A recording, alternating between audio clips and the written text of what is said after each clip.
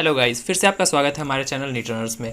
तो आज के वीडियो में हम लोग पॉलिटी के कुछ ऐसे इंपॉर्टेंट क्वेश्चंस को देखने जा रहे हैं जो कि ज़्यादातर एग्जाम में बार बार रिपीट हो रहे हैं। एसएससी में तो बार बार इन लोग को बहुत ज़्यादा रिपीट किया जा रहा है। और उससे पहले सब्सक्राइब कर लीजिए हमारे चैनल को और साथ ही साथ बेल आइकन के बटन को भी दबा दीजिएगा ताकि ऐसा ही वीडियोज़ अगर पोस्ट करें तो आपके पास सबसे पहले उसका नोटिफिकेशन पहुँच जाए। और साथ ही साथ अगर वीडियो अच्छा लगे तो उसको लाइक भी कर दीजिएगा और कमेंट भी कर दीजिएगा कि कितने क्वेश्चन आप खुद से सही बना पाए हैं। तो चलिए शुरू करते हैं। तो आज का सबसे पहला क्वेश्चन है, वो पूछ रहा है कि what is the full form of the Indian political party CPI. भारतीय राजनीतिक दल सीपीआई का फुल फॉर्म क्या है?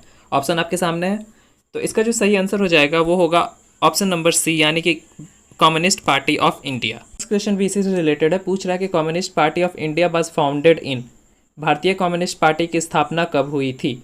ऑप्शन आपके सामने है। तो इसका जो सही आंसर हो जाएगा वो हो जाएगा ऑप्शन नंबर सी, यानी कि 1925 में 1925 ईस्वी में कम्युनिस्ट पार्टी ऑफ इंडिया की स्थापना हुई थी। और इसका एग्जैक्ट डेट कौन सा होगा, जल्दी से कमेंट कर दीजिए। तो इसका जो एग्जैक्ट डेट था वो था 25 दिसंबर 1925, यानी कि 25 दिसंबर 1925। देखिए याद रखना बहुत ही आसान है, 25 दिसंबर है और 25 है, यानी कि 1925 में 25 दिसंबर को हुआ था। 25-25 आराम से याद रह जाएगा। अगला क्वेश्चन भी उसी कम्युनिस्ट पार्टी से है। बोल रहा है कि who was the president of communist party when it formed, यानी कि जब ये कम्युनिस्ट पार्टी की स्थापना हुई थी तो उस टाइम उसका प्रेसिडेंट कौन थे? ऑप्शन आपके सामने है, सी राजागोपालाचार्य या फिर Louis Mountbatten, M N Roy या फिर लॉरेंस। इसका जो सही आंसर हो जाएगा ऑप्शन नंबर सी, यानी कि M N Roy. M N Roy ही जो थे वो प्रेसिडेंट बनाए गए थे सबसे पहले। ये लास्ट क्वेश्चन है सीपीआई से, यानी कि कम्युनिस्ट पार्टी ऑफ इंडिया से। पूछा विच of the following person demanded for the constituent assembly for the constitution. कौन से ऐसे व्यक्ति थे जिन्होंने भारत के संविधान को बनाने के लिए सबसे पहले संविधान सभा की मांग की थी?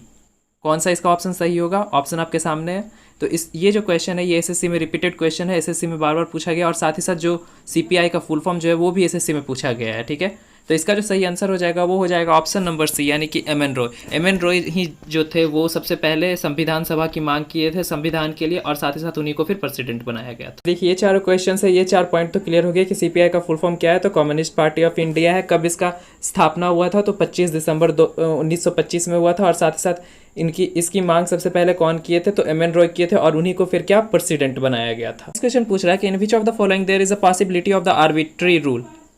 निम्नलिखित में से किसमें पंचाट नियम की संभावना है? ऑप्शन आपके सामने है, single party system, two party system, multi party system या फिर two party system and multi party system, दोनों में। इसका जो सही आंसर हो जाएगा वो हो जाएगा ऑप्शन नंबर ए, यानी कि सिंगल पार्टी सिस्टम। देखिए चाइना में जो है वो सिंगल पार्टी सिस्टम है। अब देखिए समझिए कि आर्बिट्री रूल या पंचाट नियम होता क्या है। तो इसमें ये होता है कि सिंगल पार्टी सिस्टम है तो जो भी करना है, अच्छा करे या बुरा करे, वो उसी को करना होता है, यानी कि उस पर थोप दिया जाता है, ये करना है तो करना है, आप ही कीजिए।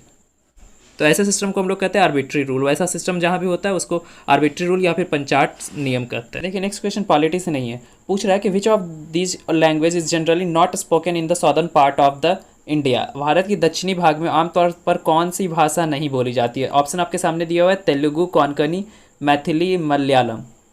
तो साउथ में बोल रहा है तो साउथ में देखिए मैथिली नहीं बोला जाता है। मैथिली जो है वो बेसिकली नेपाल या बिहार तक में ही सीमित है। ठीक है, तो मैथिली जो है वो नॉर्थ साइड का लैंग्वेज है और साथ ही साथ बाकी सब जो है वो साउथ का लैंग्वेज। नेक्स्ट क्वेश्चन पूछ रहा है कि हु वाज द वाइसरॉय इन 1946 और who was the last British viceroy of India. ठीक है, यानी आज़ादी से पहले 1947 में हम लोग का इंडिया आज़ाद हुआ तो उससे पहले एक वाइसरॉय होते थे। तो वाइसरॉय जो अंतिम जो आखिरी वाइसरॉय जो थे इंडिया के वो कौन थे? ऑप्शन आपके सामने, Lord Pethick Lawrence, Alexander, Sir Stafford Cripps या फिर लुइस माउंटबेटन।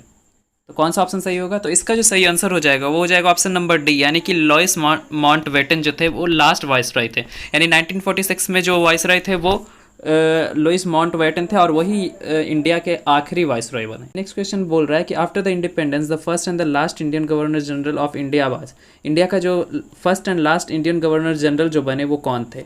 ऑप्शन आपके सामने है। तो इसका जो सही आंसर हो जाएगा वो हो जाएगा ऑप्शन नंबर ए, यानी कि सी राजगोपालाचारी जो थे वो इंडिया के पहला और आखिरी गवर्नर जनरल थे। ठीक है, उसके बाद कोई नहीं बना है और वही पहला भी थे वही आखिरी भी थे। और इसी के साथ आज का वीडियो खत्म होता है। तो मिलते हैं नेक्स्ट सेशन में। वीडियो अच्छा लगा तो जाने से पहले लाइक कर दीजिएगा और साथ साथ कितने क्वेश्चंस आप अपने खुद से सही बना पाएँ वो कमेंट में लिख दीजिएगा। और साथ ही साथ ऐसे ही वीडियोस देखते रहने के लिए सब्सक्राइब कर लीजिएगा हमारे चैनल को और बेल आइकन के बटन को भी दबा दीजिएगा। Thank you for watching.